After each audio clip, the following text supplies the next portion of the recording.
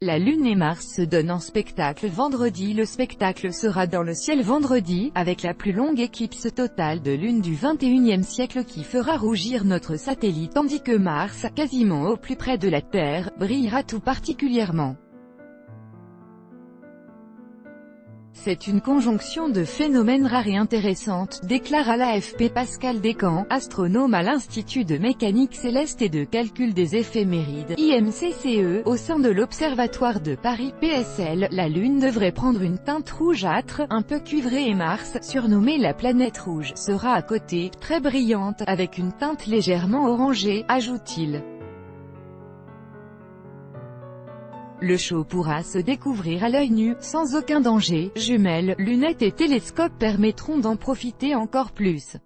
L'éclipse ne sera visible, partiellement ou totalement, que dans une moitié du monde. Elle pourra être observée depuis l'Afrique, l'Europe, l'Asie, l'Australie. Mais c'est l'Est de l'Afrique, le Moyen-Orient et l'Inde qui seront les mieux lotis pour profiter pleinement du spectacle. La France métropolitaine ne verra que la fin de l'éclipse, le sud du pays étant mieux placé que Paris.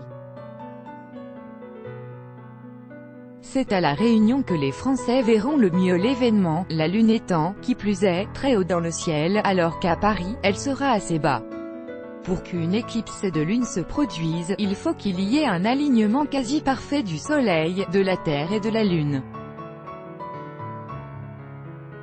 Éclipse totale de Lune. Copyright AFP, source en AFP. Notre planète, se trouvant entre notre étoile et la Lune, projette alors son ombre sur son satellite naturel.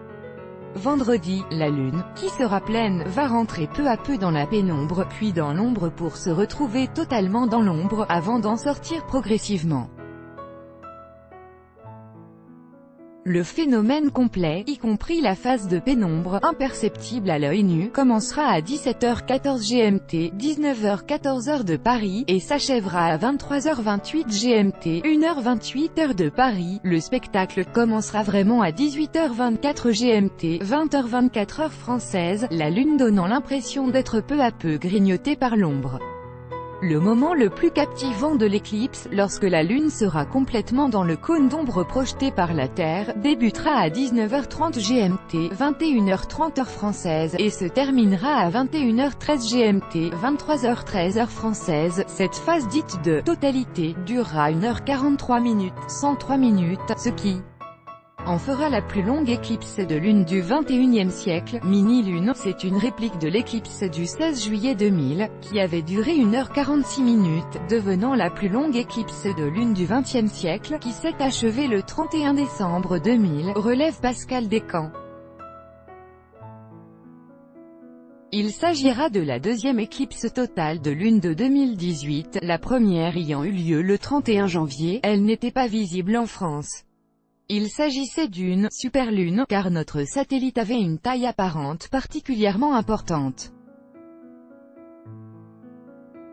Celle de lundi sera une « mini-lune », notre compagnon sera pratiquement au plus loin de la Terre et sa taille apparente sera plus petite.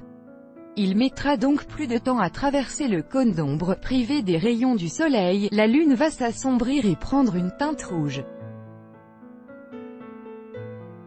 Cette couleur s'explique par le fait que l'atmosphère terrestre dévie les rayons rouges de la lumière solaire vers l'intérieur du cône d'ombre.